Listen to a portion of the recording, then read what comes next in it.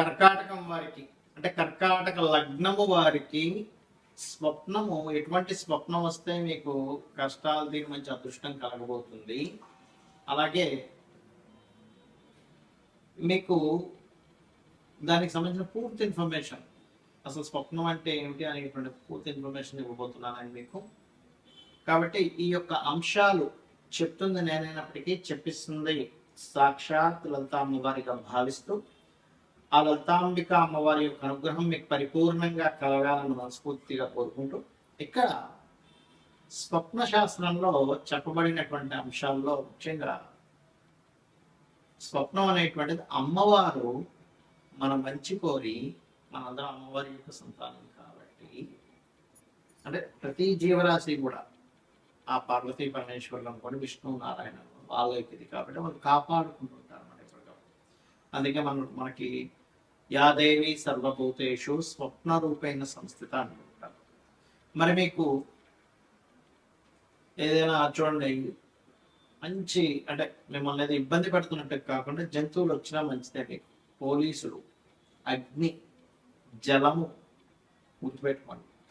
అలాగే strongest machinery, strongest structures, పురాతనమైనటువంటి strongest structures, తాతగారి పొలము, నిధులు దొరికినట్టు, లేకపోతే ఎక్కడో ఏదో నిధి ఉందనే విషయం తెలిసినట్టు, ఇలాంటివన్నీ కూడా మీకు మంచి చేస్తాయి, గుర్తుపెట్టుకోండి. అయితే ఇది మరి మాకు ఓకేనండి, మీకు మాకు బాగుందన్నారు, మరి అందరికీ వస్తే ఏమిటి ఈ స్వప్నాలు? నేను జనరల్గా అందరికీ వస్తుంటాయి, ఇదే రావాలని లేదు కదా అన్నప్పుడు, ఈ స్వప్నాలు వచ్చినప్పుడు ఏంటంటే అక్కడ ఉండే కండిషన్ చూసుకోవాలి. మీకు ఆ యొక్క నిధికి వెళ్ళినప్పుడు మీకు ఏమైనా ఇబ్బంది అయినట్టు అయిందా, లేదా పోలీసులతో మీకు గొడవ అయినట్టు అయిందా, లేకపోతే పోలీసులు మీకు సపోర్ట్ చేస్తున్నట్టు వచ్చిందా, లేకపోతే ఒక జంతువు అటాక్ చేస్తున్నట్టు వచ్చిందా, జంతువు మీద చక్కగా అది మీ మాటని లొంగిపోయి మీరు పులి మీద సవారీ చేస్తున్నట్టు వచ్చిందా, ఇలా చూసుకోవాలి. అంటే మీరు అది మీకు ఫేవర్ చేస్తున్నట్టుగా వస్తే మీకు మంచి జరగబోతుంది, అలా కాకుండా మీకు ఇబ్బంది పెట్టినట్టుగా వస్తే అది దానివల్ల ఇబ్బంది ఉంది అనేటువంటి విషయాలు కూడా మీరు గుర్తెరగాలి. ఏమిటా రూల్స్, శాస్త్రంలో చెప్పినటువంటివి ఏంటి? మనం చూడండి, ఎవరైనా ఒక సైంటిస్టుని చక్కగా చదువుకున్న వాళ్ళని అడిగితే ఏం చెప్తారంటే, మీరు చూసినటువంటి పొద్దున ఏదైతే చూస్తారో, ఏదైతే మీరు మాట్లాడుతున్నారో అదే మన మైండ్ తీసుకొని స్వప్న రూపంలో అందిస్తుంది అంటారు. ఈ యొక్క విషయాన్ని మన మన యొక్క ఋషులు కానివ్వండి, స్వప్న శాస్త్రాలు రాసినటువంటి వారు కానివ్వండి, ఏం చెప్పారంటే ఈ యొక్క విషయాన్ని వాళ్ళు చెప్పారు చాలా స్పష్టంగా. మీరు ఏదైనా చూసినా, మాట్లాడినా, లేకపోతే దాని గురించి అనుభవించినా, దాని గురించి అనుమానపడ్డా, ఆ యొక్క పరిసరాల్లోనే పొద్దునంతా తెలియరు. ఉదాహరణ గోశాలను తెలియదు, గోవు వచ్చింది అప్పుడు మీరు తీసుకోవడం లేదు. లేకపోతే జూ పార్క్ వెళ్ళి సర్పాలను చూశారు, సర్పం వచ్చింది, సంబంధం లేదు. అగ్నిని చూశారు, సంబంధం లేదు. అంటే ఏమిటి, మీరు ఉదయం అంతా కూడా చూసి దాని గురించి మాట్లాడుకుని, దాని గురించి అనుమానించి, దాని గురించి భయపడి, రకరకాల సందర్భాల్లో మీరు పొద్దున్నంతా దాని అనుభవాలు మీరు తీసుకున్నట్లయితే అది మైండ్లోకి వెళ్ళి అది మీకు స్వప్న రూపంలో వచ్చినటువంటి దాన్ని స్వప్న శాస్త్రం అంగీకరించదు. అది జనరల్గా మీ యొక్క మైండ్ తీసుకున్నంతే. అలాగే స్వప్న శాస్త్రంలో చాలా స్పష్టంగా మీరు అర్థం చేసుకోవాల్సింది అంటే మీ స్వప్నం ఎలా వచ్చింది, అందులో మీరు భయాందోళనకు గురయ్యారా, లేకపోతే మీరు ఆ స్వప్నం వచ్చినప్పుడు ఒక రిలీఫ్ అయినట్టుగా ఫీల్ అయ్యారా? అంటే పైనుంచి కింద పడిపోతున్నారు, ఇట్స్ బ్యాడ్, కొండ మీద నుంచి, లేదంటే కొండ ఎక్కుతున్నారు, చాలా మంచిది. చాలా మందికి సర్పం స్వప్నంలోకి వస్తే అమ్మ అంటారు, కానీ సర్పం కాటేసినట్టు వస్తే మంచిదే, కానీ సర్పం చుట్టినట్టుగా రాకూడదు. ఈ రకంగా కండిషన్ అంటే ఒక పూర్తిగా ఒక పెద్ద ఊరు మొత్తం తగలబోతుంటే వచ్చింది అనుకోండి, మీకు అది మంచిది కాదు. అలాగే ఒకటి కారణాలు ఇచ్చారు మీ చరిత్ర చాలా మంచిది. ఆ రకంగా స్వప్నం యొక్క స్థితి ఏమిటో తెలుసుకోవాలి. అలాగే స్వప్నం ఏ సమయంలో వస్తే ఎంతకాలం మీకు ఫలితం ఉంటుంది, అది మంచిదైనా చెడైనా చెప్పారు శాస్త్రంలో. రాత్రి 9కో 10కో నిద్రపోయారు మీరు, ఉదాహరణకి. ఇవాళ రేపు అంత ఎర్లీగా నిద్రపోయే వాళ్ళు లేరు అనుకోండి, 11, 12 అవుతున్నాయి. బట్ 9, 10 గంటలకి ఎవరైనా నిద్రపోతే 12 లోపల మీకు కనుక స్వప్నం వస్తే ఆ స్వప్నం చాలా లేటుగా ఉంటుంది దాని యొక్క రిజల్ట్ రావడం. అంటే 1 year అవుతుంది, almost 1 year, 6 months to 1 year పడుతుంది. అలా కాకుండా మీరు అర్ధరాత్రి 12 నుంచి 3 గంటల లోపల వచ్చింది అనుకోండి, ఈజీగా ఒక 3 నుంచి 6 నెలలు పడుతుంది. అలా కాకుండా 3 నుంచి 5 గంటల మధ్యలో వచ్చింది ఉదాహరణకి, అది ఒక నెల రోజుల్లో వచ్చేస్తుంది కాదు ఆ రిజల్ట్ అనేటువంటిది.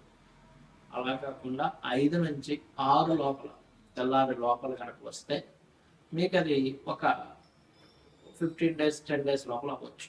నిద్ర లేస్తూనే వచ్చింది, నెక్స్ట్ డే కూడా కావచ్చు, 1 week లో కూడా కావచ్చు. నిద్ర లేస్తున్న స్వప్నంతో నిద్ర లేస్తున్న గొడుగు తుల్లి పడుతున్నాం, ఒక మంచి కలసం నిద్ర లేపేసామంటారు. ఇది శాస్త్రంలో చెప్పినటువంటి విధి విధానం. అయితే మనకి ఎప్పుడైనా చెడు స్వప్నం వచ్చింది ఏం చేయాలో చెప్పారు శాస్త్రంలో. చక్కగా నిద్ర లేచి మళ్ళా ఒకసారి కాలు కూర్చొని తెచ్చుకొని భగవంతుని తలుచుకొని నిద్రపోతే ఒక మంచి స్వప్నం వస్తే ఈ స్వప్నం క్యాన్సిల్ అయిపోతుంది, చెడు స్వప్నం.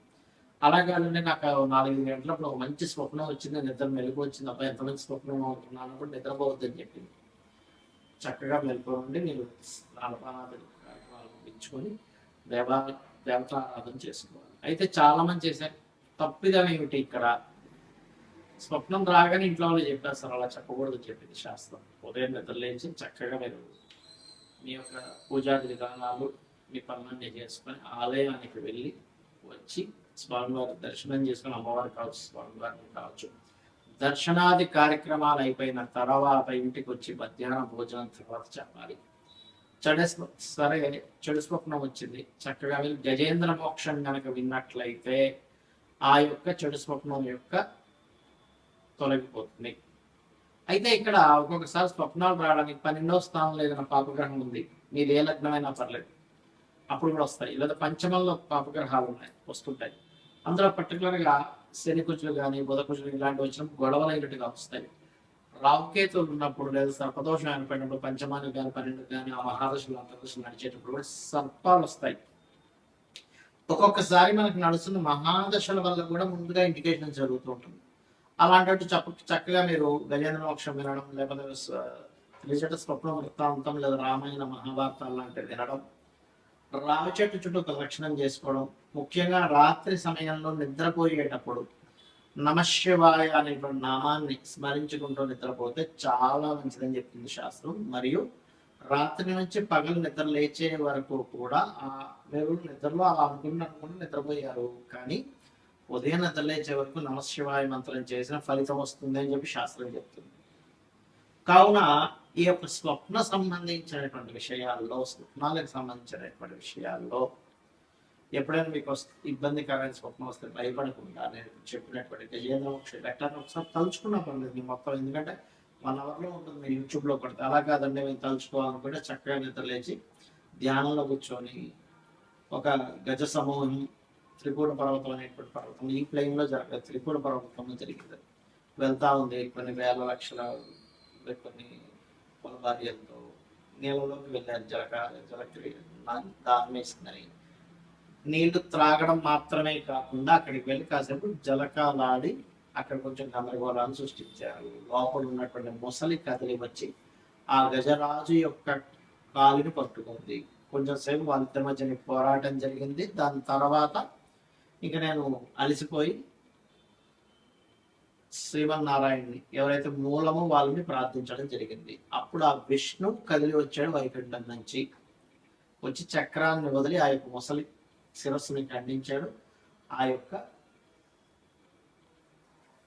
ఏనుగుకి మోక్షాన్ని ప్రసాదించాడు అనేటువంటిది గజేంద్ర మోక్షం ఉంటుంది. అని షార్ట్ ఫామ్ లో చెప్పాను. దీన్ని అలాగా స్మరించుకోవచ్చు. ఎవరికైనా ఎక్కువ కష్టాలు ఉన్నటువంటి వారు కూడా ఉదయం తెలియచిన వెంటనే అలా స్మరించుకుంటే కూడా వాళ్ళ యొక్క కష్టాలు తొలగిపోతాయి. శ్రీమాత్రే నమః.